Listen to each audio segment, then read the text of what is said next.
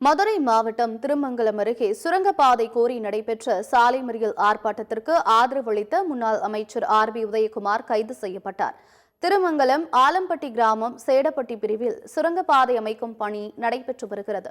இங்கிருந்து 1 கிலோமீட்டர் தூரத்தில் மற்றொரு சுரங்கப்பாதை அமைக்க வேண்டும் என்று கிராம மக்கள் அரசுக்கு கோரிக்கை வைத்தனர்.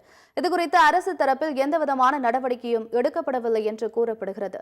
இந்நிலையில் சுரங்கப்பாதை அமைக்க கோரி 1000க்கும் மேற்பட்ட கிராம மக்கள் சாலை மறியலில் ஈடுபட்டனர்.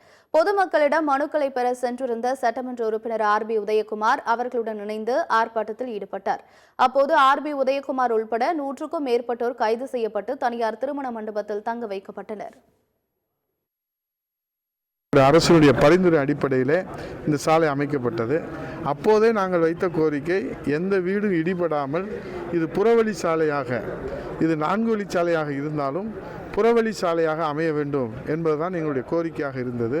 நான் வருவாய்த்துறை அமைச்சராக நில எடுப்புக்கு நகாய் வைத்த அனைத்து கோரிக்கைகளும் அன்றைக்கு மாண்புமிகு முதலமைச்சராக புரட்சித் தலைவர் எடப்பாடியார் அவர்கள் அனைத்து ஏற்பாடும் செய்து கொடுத்தார்கள்.